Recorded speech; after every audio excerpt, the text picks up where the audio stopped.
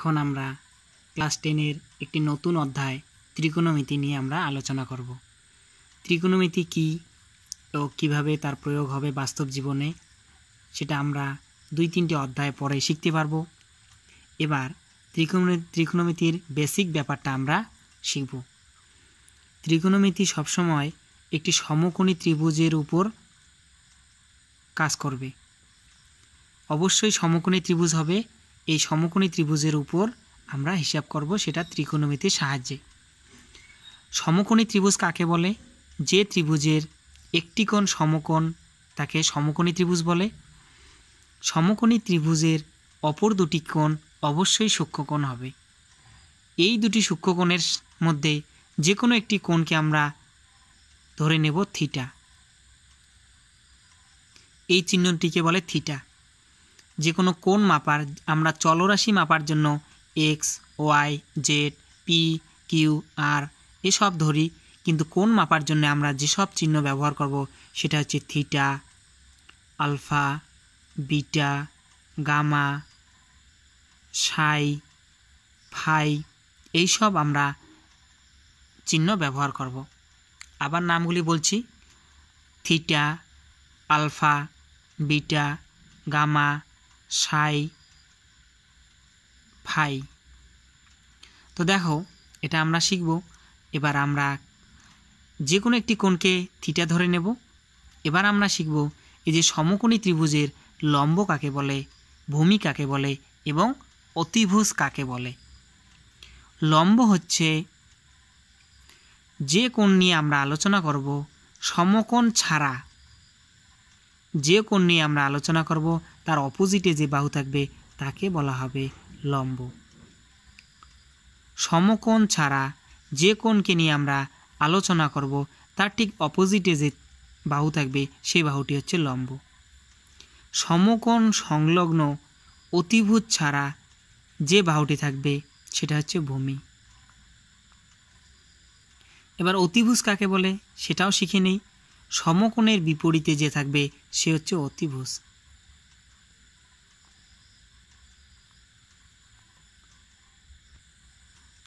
আর একবার বলি, যে কোণ নিয়ে আমরা আলোচনা করব সেই কোণের অপোজিটে থাকবে লম্ব, সেই কোণের সঙ্গেই থাকবে ভূমি, সমকোণের অপোজিটে থাকবে অতিভুজ। তো একটি ত্রিভুজের লম্ব, ভূমি এবং অতিভুজ আমরা পেলাম। এবার এই তিনটির মধ্যে সম্পর্ক আছে। মোট 6টি সম্পর্ক আছে। একটি লম্বের সঙ্গে অতিভুজের, একটি ভূমির সঙ্গে অতিভুজের, একটি লম্বের সঙ্গে ভূমির। আবার ঠিক উল্টা দিক থেকে বলা যায়, একটি সম্পর্ক আছে অতিভুজের সঙ্গে লম্বের, একটি আছে অতিভুজের সঙ্গে ভূমির, আরেকটি আছে ভূমির সঙ্গে লম্বের। অর্থাৎ 3 জনের মধ্যে 3টি সম্পর্ক আছে। দেখো, প্রথম সম্পর্কটা হচ্ছে লম্ব আর অতিভুজের মধ্যে সম্পর্ক। অর্থাৎ একটি সমকোণী ত্রিভুজের লম্বের দৈর্ঘ্য আর অতিভুজের দৈর্ঘ্যের যে অনুপাত, সেই অনুপাতটাকে আমরা সাইন বলবো। কি বলবো? সাইন বলবো। এখানে একটি থিটা হবে। থিটাটা কি চিহ্নিত করবে? কোন কোণের সাপেক্ষে আমরা বলছি। যেহেতু এই কোণের সাপেক্ষে লম্ব এ, তাই এই থিটাটা এখানে বসবে। যদি আমরা এই কোণের সাপেক্ষে বলতাম তাহলে লম্ব এটা হইতো। এটা আমরা পরে আলোচনা করব। তো সাইন থিটা হচ্ছে লম্বের দৈর্ঘ্য আর অতিভুজের দৈর্ঘ্যের অনুপাত। তাহলে আমরা একটা ব্যাপার শিখলাম যে সাইন থিটা হচ্ছে এমন একটি অনুপাত, সাইন এমন একটি অনুপাত যেটি লম্ব আর অতিভুজের দৈর্ঘ্যের অনুপাত। কার রেসপেক্টে? থিটার রেসপেক্টে, থিটার সাপেক্ষে। এবার দ্বিতীয় সূত্রটা আমরা কি জানব? সেটা হচ্ছে কস থিটা। কস থিটাটা কি? কস থিটা হচ্ছে ভূমি আর অতিভুজের যে দৈর্ঘ্য, সেই দৈর্ঘ্যের অনুপাত। দেখো, আমরা যদি এখানে একটি রেখা টানি তাহলে ভূমিটি ছোট হয়ে যাচ্ছে, অতিভুজটিও ছোট হয়ে যাচ্ছে। তো তার মধ্যেই এই যে ভূমি আর অতিভুজের মধ্যে দেখো আরও যদি ছোট এখানে দাগ টানি তাহলে ভূমিটা আরও ছোট হচ্ছে, অতিভুজটা ছোট হচ্ছে, একটি নির্দিষ্ট অনুপাতে কমতেছে। হ্যাঁ, এই অনুপাতটাই হচ্ছে কস। এবার কস থিটাটা কি? কস থিটা হচ্ছে ভূমি আর অতিভুজের অনুপাত, যে এই দৈর্ঘ্য, ভূমির যে এই যে দৈর্ঘ্য আর অতিভুজের যে এই যে দৈর্ঘ্য, এদের যে অনুপাত, সেই অনুপাতটাই হচ্ছে কস থিটা। কার রেসপেক্টে? থিটার রেসপেক্টে। তো কস থিটার মান হচ্ছে ভূমি বাই অতিভুজ।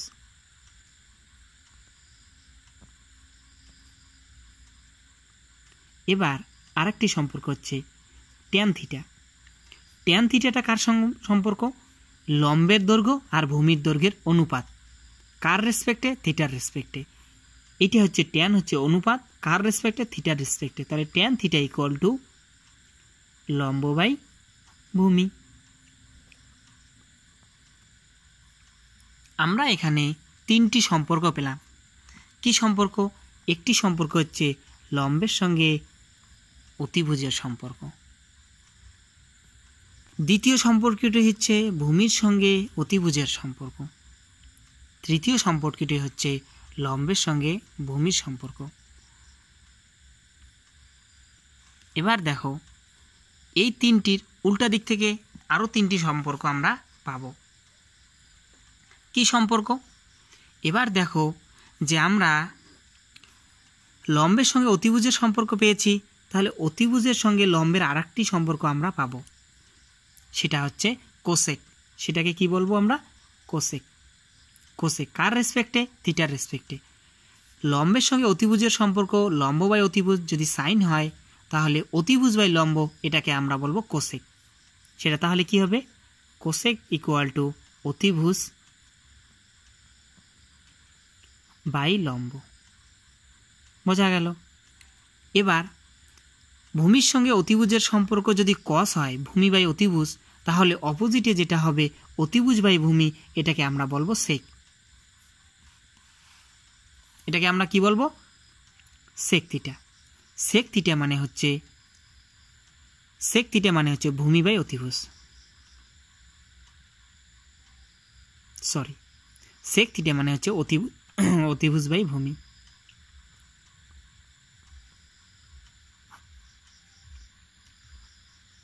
বোঝা গেল? আর আরেকটি সম্পর্ক আছে, সেটা হচ্ছে ভূমির সঙ্গে লম্বের। এই ভূমির সঙ্গে লম্বের সম্পর্ক, এটাকে বলা হবে কট থিটা। কার রেসপেক্টে? থিটার রেসপেক্টে। থিটা কোনটা? এই থিটার সাপেক্ষে, এই কোণের সাপেক্ষে। এটা কি হবে?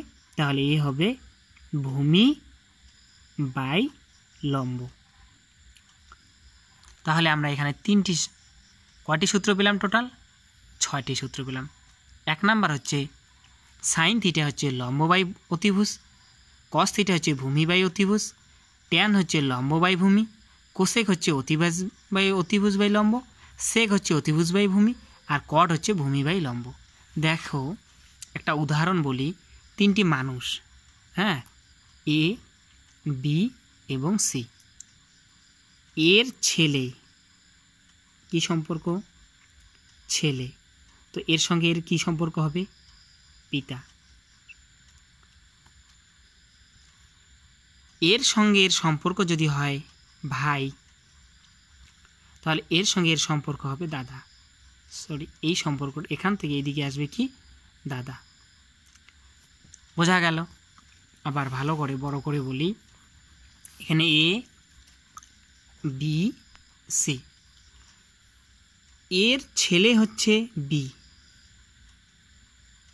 ছেলে। তাহলে বি এর সঙ্গে এর সম্পর্ক কি হবে? পিতা। একইভাবে এ থেকে সি এর সম্পর্ক যদি ভাই হয়, তাহলে সি থেকে এর সম্পর্ক কি হবে? দাদা। আবার বি থেকে আরেকটি সম্পর্ক হবে, এখান থেকে আরেকটি সম্পর্ক হবে। দেখো এখানে 3 জনের থেকে আমরা কয়টি সম্পর্ক পেলাম? 6টি সম্পর্ক। এখানে একটি বিষয় হচ্ছে ডিরেকশনটা নির্ভর করছে। এ আর বি এর সম্পর্ক বললে হবে না। কার সঙ্গে? এর সঙ্গে বি এর সম্পর্ক শুধু বললে হবে না, ডিরেকশনটা বলতে হবে। এ থেকে বি এর দিকে না বি থেকে এ এর দিকে। এখানে 2টি সম্পর্ক। একটি সম্পর্ক হচ্ছে এ থেকে বি এর দিকে, অপরটি হচ্ছে বি থেকে এ এর দিকে। তো ত্রিভুজের ক্ষেত্রেও তাই। যদি লম্ব বাই অতিভুজ হয় তাহলে হবে সাইন, আর যদি অতিভুজ বাই লম্ব হয় তাহলে হবে কোসেক। ব্যাপারটা বুঝতে হবে।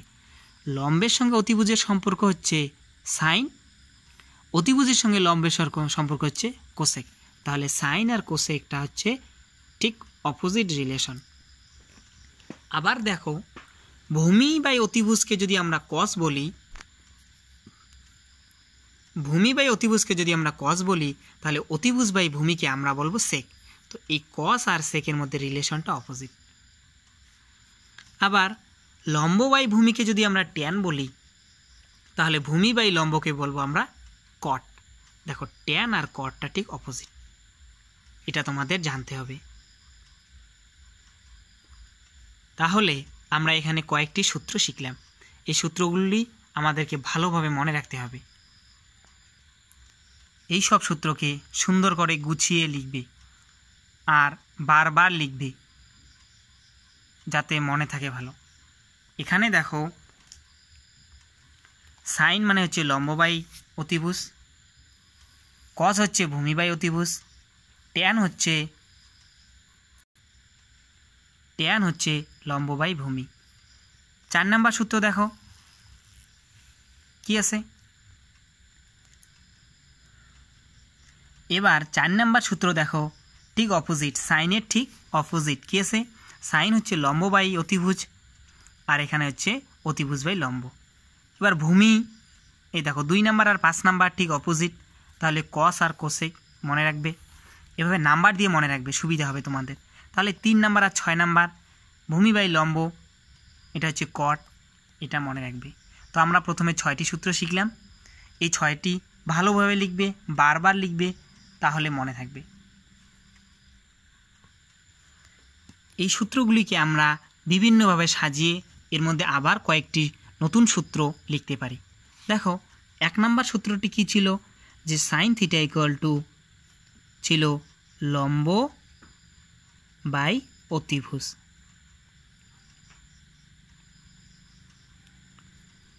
2 নম্বর সূত্র কি ছিল?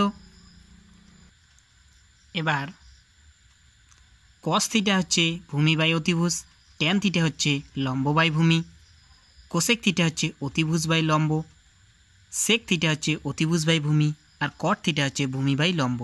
তো দেখো, এই যে 6টি সূত্র, এই 6টি সূত্রের সাহায্যে আমরা আরও 3টি সূত্র লিখতে পারি। আবার এই সেই 3টি সূত্র থেকে আরও 3টি সূত্র লিখতে পারি।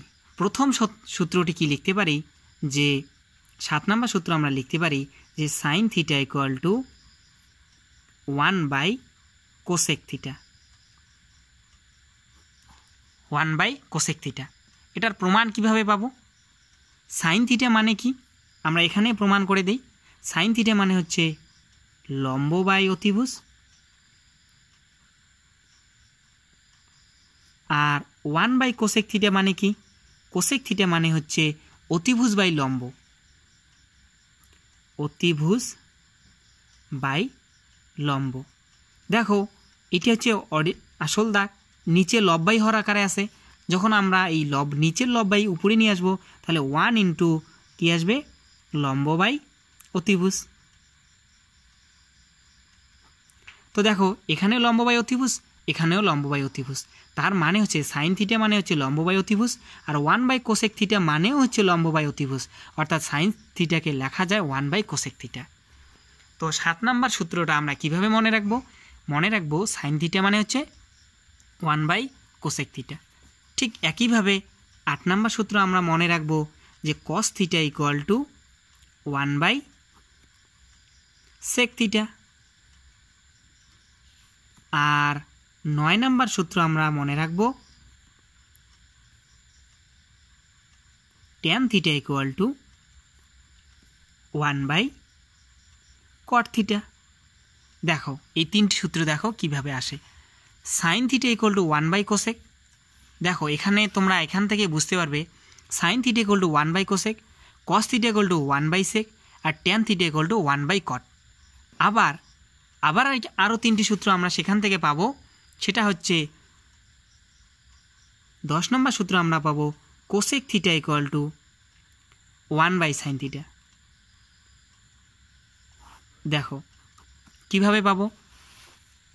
এই যে এখানে আছে sine theta equal to 1 by cosec theta, তোমরা যদি বজ্রগুণ সিস্টেম মনে করো যে কোসেকটাকে এইদিকে নিয়ে আসো, সাইনটাকে যদি তোমরা নিচে নিয়ে আসো, তাহলে আমরা সেখান থেকে বলতে পারি যে cosec theta equal to 1 by sine theta. আবার 8 নম্বর সূত্রটি কি আছে, cos theta equal to sec theta.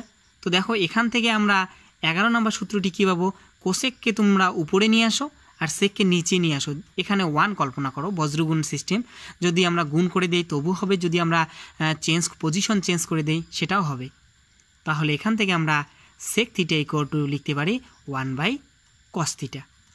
আবার এভাবে তোমরা প্রমাণ করতে পারো যে সেক থিটার মান আর কোসেক থিটার মান বসাও, দেখবে চলে আসবে। তাহলে আরেকটি সূত্র আমরা ট্যানের থেকে আরেকটি সূত্র পাচ্ছি, সেটা হচ্ছে cot theta equal to 1 by tan theta. তো আমরা আবার কয়টি সূত্র শিখলাম, আবার 6টি সূত্র শিখলাম। কি কি শিখলাম, প্রথম সূত্র হচ্ছে sine theta equal to 1 by cosec, cos theta equal to 1 by sec. এখানে দেখো দুইটি সূত্র আমরা আলাদা করে লিখেছি। প্রথমে হচ্ছে sine theta equal to 1 by cosec theta, সঙ্গে আমরা লিখতে পারি cosec theta equal to 1 by sine theta. তাহলে সাইন আর কোসেকের মধ্যে একটা নতুন রিলেশন পেলাম। আবার কসের সঙ্গে cos theta equal to 1 by sec theta, আবার আমরা sec theta equal to 1 by cos theta লিখতে পারি। আবার ট্যান থিটা ইকুয়াল টু লিখতে পারি 1 বাই কট থিটা, আবার কট থিটা ইকুয়াল টু লিখতে পারি 1 বাই ট্যান থিটা। তো আমরা এখানে আবার 6টি সূত্র পেলাম, টোটাল আমাদের 12টি সূত্র। এসব সূত্র নয়, শুধু সম্পর্ক বলা হয় যে সাইনের সঙ্গে কোসেকের কি সম্পর্ক, আবার কোসেকের সঙ্গে সাইনের কি সম্পর্ক, এই সম্পর্কগুলি আমরা প্রত্যেকটি লাইনে ব্যবহার করব।